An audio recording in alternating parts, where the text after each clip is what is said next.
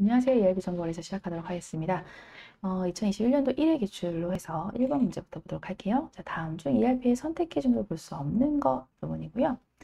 자, 요거 1번이네요. 자, 커스터마이징의 최대화 아니고요.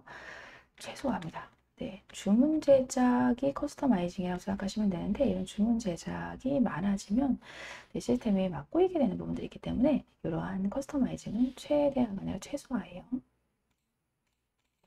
2번. 자, 다음 중 ERP 선택 및 사용 시 유의점. 가장 옳지 않은 부분인데요. 자, 요거 4번인데요. 자, 현 시점에 기업 비즈니스 프로세스 유지할 수 있는 패키지. 선택해야 한다. 이거 아닌데, 현 시점의 프로세스가 아니라 이제 업무 흐름 재설계의 BPR에 맞춰서 이제 개선할 수 있는 방향으로 바꿔야겠죠. 4번 틀렸습니다. 3번. 자, 다음 중 차세대 ERP의 비즈니스 애널리틱스에 관한 설명 적절하지 않은 부분인데요. 자, 비즈니스 애널리틱스, 뭐 분석이라고 생각하시면 되는데, 이 분석함에 있어서는 구조화된 데이터만이 아니라 비구조화된 데이터, 동영상 파일이라든가 이런 것들을 비구조화된 데이터라고 얘기하는데요. 글씨가 왜 이럴까요? 네. 비구조화된 데이터. 네, 요거고요. 1번 요거 로 해서 구조화된 데이터만 사용한다라는 뜻이었습니다. 둘 다 사용합니다. 4번 효과적인 ERP 교육을 위한 고려사항으로 가장 적절하지 않은 것 부분인데요. 다양한 교육도 사용하고요. 뭐 그런 부분인데 비즈니스 프로세스가 아닌 트랜잭션에 초점을 맞춰라 이거 아니에요. 프로세스, 이거 절차 이런 것도 중요하기 때문에 프로세스로 하는 부분이지 트랜잭션 초점을 맞추지는 않습니다. 3번을 해주시고요.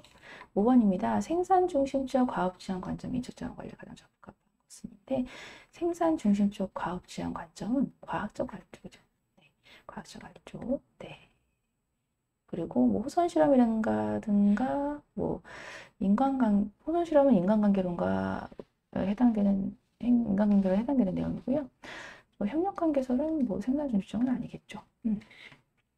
뭐 이렇게 해서 과학적 관리를 하겠습니다. 6번. 자, 직무 분석에 의하여 작성된 직무 기술서. 직무 명세서를 기초로 하고요. 직무의 중요성, 곤란도, 뭐 위험도를 평가합니다. 자, 가장 중요한 포인트 문구 나왔네요. 타 직무와 비교하여 직무의 상대적 가치를 정한다. 이 포인트 문구, 직무 평가. 네, 이렇게 해서 맞춰주시면 되세요. 네, 직무 평가.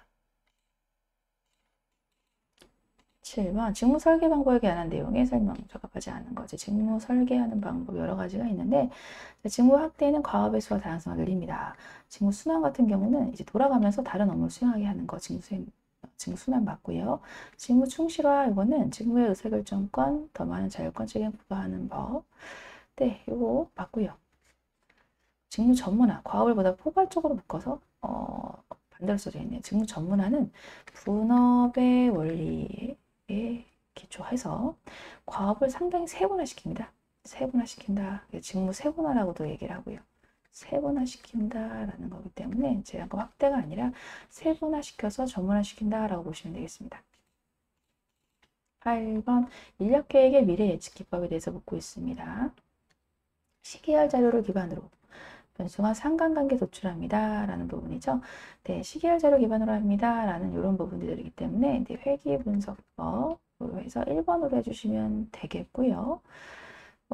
목적 계획법, 이거 좀 이런 말 자체는 없어서 두시고요. 델파이 기법 같은 경우는 전문가 의견을 가지고 예측하는 방법. 브레인스토밍 같은 경우는 이제 소수의 인원이 모여서 아이디어 창출하는 게 브레인스토밍이다라고 보시면 되겠습니다. 9번 단순히 특정인만의 적재적소를 고려할 것이 아니라 특정인만의 적재적소 고려할 뿐만이 아니라 상호적으로 모든 사람에게 평등한 적재적소, 전체의 적재적소다. 균형주의죠, 균형주의. 네, 균형주의 원칙이다라고 해서 3번으로 해주시면 되겠고요. 다른 원칙, 다 배치의 원칙에 해당되는 4가지의 배치의 원칙에 대해서 얘기하고 있거든요. 요거는 꼭 여러분들이 다 중요하니까 알아두시길 바랄게요. 10번 인사평가의 타당성, 신뢰성, 객관성 높이고자 개발된 평가 방법. 네, 근무평가를 위해서 자신뿐만 아니라 상사, 부하직원, 외부 동료, 외부의 고객까지도 모두 참여시키는 거예요. 그리고 다면적으로 평가를 합니다. 객관성을 부여하려고. 2번으로 해주시면 되겠습니다. 중요사건 기술법 같은 경우는 뭐 중요한 사건이 발생했을 때 그때그때마다 기록을 해놨다가 이제 평가를 하는 법이다라고 생각하시면 되겠고요. 행동기준국가법 같은 경우는 자, 평정척도법 플러스 중요사건 기술법이라고 생각하시면 됩니다. 평가센터법은 일정한 장소에 모여서 평가를 하는 부분이라고 보시면 되겠어요. 11번 특정의 피고과자가 다음에 평가될 피고과자의 평가에 미치는 오류. 자, 요거는 특정의 피고과자가 다음에 평가될 피고과자의 평가에 미치는 오류로 객관적인 기준 없어요. 개개인이 서로 비교할 때 나타납니다. 라는 거기 때문에 대비한다라고 볼 수 있겠죠. 4번. 대비효과 이쪽으로 해주시면 되겠습니다. 네, 후광효과 요거는 이게 현혹효과랑 같이 쓰는데요. 말 그대로 다른 평가의 결과에 현혹되는 거예요. 그걸 현혹효과라고 얘기를 하는 부분이고요. 그 후광효과, 현혹효과는 또 이런 것도 있습니다. 외모에 외모가 좋으면 뭐 일을 더 잘할 거야 라는 형식으로 주는 그런 것들이 오류, 그런 오류가 후광효과라고 보시면 되겠고요. 자, 중심화 경향, 관대화 경향 설명을 잠깐 드리면, 자, 이제 인사효과는 이제 정규분포에 따라서 B를 기점으로 해서 뭐 A, 좋은 쪽으로 S, 나쁜 쪽으로는 뭐 C, D 이런 식으로 주게 되는 경우들이 있는데요. 정규분포에 따라서 이런 형식으로 인사평가를 하게 되는데, 이때 좋은 쪽으로 가는 건 관대화 경향이고요. 나쁜 쪽으로 가는 건 가혹화 경향, 그리고 중간으로 모이는 건 관대화 경향, 중심화 경향입니다.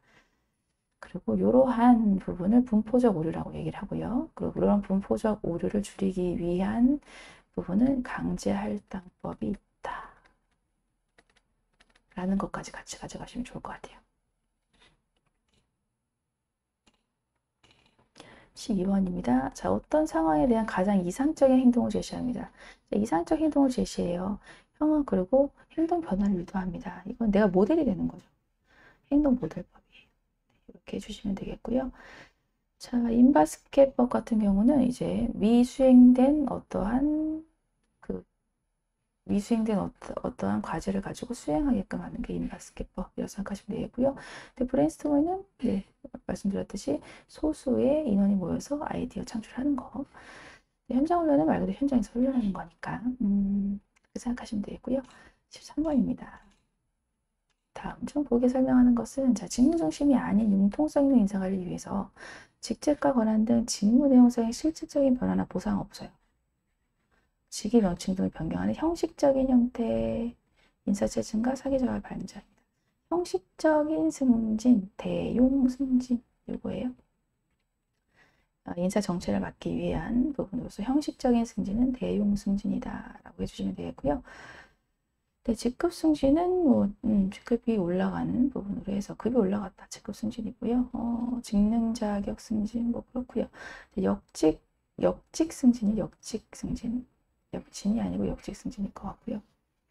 네, 요거는 뭐 회사마다 라인 역직이 있을 거예요. 그 라인이라고 얘기를 하는데 뭐 예를 들면 뭐 사원, 뭐 주임, 뭐 대리, 과장, 차장, 뭐 부장 뭐 이렇게 올라가는 쭉 이렇게 라인이 회사에 있다라고 했을 때 이 라인을 따라서 뭐 3년이 있으면 주임을 달고 3년이 되면 대리를 달고 4년 되면 과장 달고 이런 형식으로 들어가는 거 이게 역직 승진입니다. 14번이네요. 다음 중 경력개발 원칙으로 적합한 거 보는데 자, 경력개발 원칙은 자, 일단은 요게 있습니다. 네 가지인데요. 적재적소의 원칙. 내가 승진 경로를 갖춰주는 승진 경로의 원칙. 뭐 후진 양성 또는 뭐 인재 육성도 되고요. 이런 원칙. 그리고 경력 기회 개발의 원칙. 이렇게 네 가지가 있습니다. 4번 요것만 있네요. 15번 임금에 대한 설명은 적합하지 않은 부분인데요. 자, 근로기준법은 임금을 통상임금과 평균임금으로 나눠요. 자, 그리고 연장, 야간, 휴일에 대한 가산임금 등 네, 선정함에 있어서 네, 둘 중에 하나를 적용하도록 하고 있습니다. 예, 맞는 설명이네요. 통상임금은 정기적 일률적으로 나갔고요. 평균임금은 네, 3개월 동안의 총액, 네, 총수 나눈 거. 잘 설명되어 있습니다. 이런 보기들은 잘 읽어봐 주시고요. 통상임금은 퇴직급여를 산정할 때 틀렸네요. 퇴직급여 이런 것들, 휴업수당 이런 것들은요. 평균임금이죠. 평균임금은 약간 좀 안쓰러운 느낌? 안쓰러운 느낌이 좀 있어요. 네, 평균임금으로 계산합니다. 그래서 약간 퇴직을 한다. 뭐 구직, 실업급여라.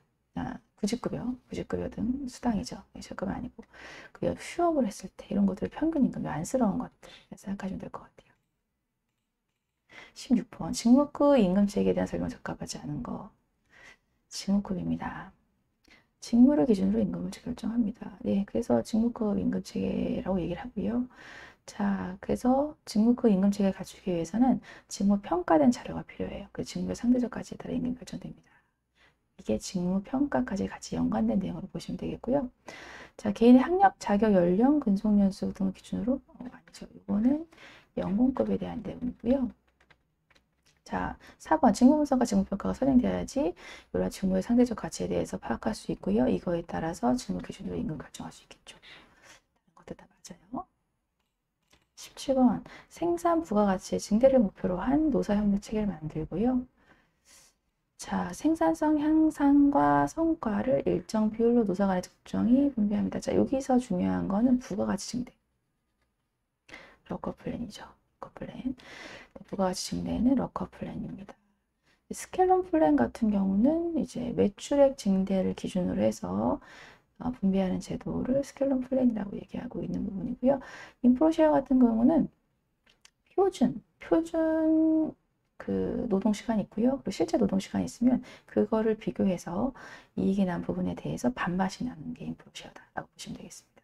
주식 소유권은 주식을 소유하는 부분으로서 뭐 이쪽 분배하는 제도라고 보지는 않고요. 주식 소유권은 그렇습니다. 네, 경영 참여 쪽으로 보셔야 되겠고요. 이거는 분배 제도는 아닙니다. 네. 다음 중 보기에서 설명하는 거 부분인데요. 일정 기간 내에 어느 주 또는 어느 날을 근로시간을 탄력적으로 배치해서 운영합니다. 네, 그리고 그 일정한 기간을 단위로 총 근로시간이 기준 근로시간 이내인 경우, 그리고 그 기간 내 어느 주 또는 어느 날 근로시간이 초과하더라도 연장 근로가 되지 않는 근로시간제. 네, 요거는 탄력적 근로시간제를 얘기하고 있어요. 네, 탄력적 근로시간제는 탄력적으로 배치하는 부분으로서 이제 결정이 되면 몇 시부터 몇 시까지 시업과 종업이 결정이 되면은 그거를 모든 직원이 다 그 시간에 나와서 근무를 해야 된다라는 게 탄력적 근로시간제입니다. 그래서 선택적 근로시간제랑 좀 달라요. 선택적 근로시간제는 시업과 종업 시간을 개별적으로 정할 수 있어요. 하지만 탄력적 근로시간제는 정한 시간에 모두 다 나와서 근무를 해야 된다. 자, 이런 탄력적 근로시간제는 그래서 약간 계절을 타는 업종에서 탄력적 근로시간제를 많이 사용을 해요. 제조업, 특히 뭐 예를 들면 아이스크림 제조업 이런데 그 여름에 많이 바쁘겠죠. 그래서 이제 겨울 같은 때는 근로시간 줄이고 여름 같은 때는 근로시간을 늘려서 탄력적으로 운영하는 거, 그게 탄력적 근로시간입니다. 법정 근로시간은 법정으로 정해진 근로시간이고요. 간주 근로시간제 같은 경우는 이제 외부 근무가 많은 그러한 직업들 있죠. 뭐 기자라든가 영업, 외근직 같은 경우는 그 실제로 이제 앉아있는 뭐 9시부터 6시까지 다 앉아있고 이런 시간이 없기 때문에 그냥 간주해서 그만큼 근로를 했다라고 보자라는 게 간주 근로시간제입니다. 그 외근이 많은 직업에 해당되는 거다라고 보시면 될 것 같아요. 19번 산업별 노동조합과 그 지부가 공동으로 사용자 교섭합니다. 공동으로 합니다. 공동교섭. 공동으로 합니다. 네, 그래서 요거는 포인트 되는 용어를 가지고 여러분들이 좀 가져가셔야 되는 부분이다 라고 볼 수가 있고요.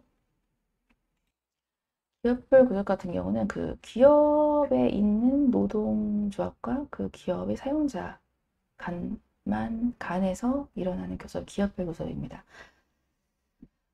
그리고 뭐 통일교섭 같은 경우는 잠깐 포인트 문구적으로 봤을 때 산업별, 직종별 노동조합과 이에 대응하는 산업별, 직종별 사용자 단체 간에 그래서 크게 산업별, 직종별 크게 이제 서로 대응해서 하는 거 통일교섭이라고 생각하면 될 것 같고요. 대각선 교섭 같은 경우는 대각선으로 가는 부분인데 어떻게 대각선으로 가냐라는 부분인데 산업별 노동조합하고요. 개별 사용자가 행하는 교섭 이거예요. 그래서 산업별 노동조합과 개별 사용자가 하는 교섭을 대각선 교섭이라고 얘기합니다. 포인트 되는 문구 위주로 가져가셔야 될 것 같습니다. 20번 노동쟁이에 대한 설명을 적합하지 않은 건데요. 노동쟁이 자, 단체 교섭 시 단체 협약의 체결에 이르지 못한 경우 이때 발생한 분쟁 상태 이게 노동쟁이에요. 보통 단체 교섭을 하고 나서 이제 평화롭게 단체 협약으로 가게 되면 참 좋은데 그렇게 되지 못할 경우에 나타나는 분쟁 상태를 노동쟁이라고 얘기합니다. 1번 맞고요.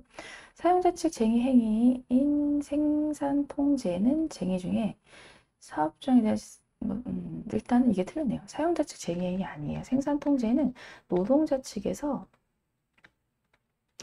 생산시를 폐쇄하거나 직장 조직을 차단하는 부분입니다. 네, 그래서 생산 통제는 약간은 좀 불법적인 행위에 가깝다고 볼 수 있어요. 여튼 생산 통제는 노동자 측의 쟁의입니다. 틀렸고요.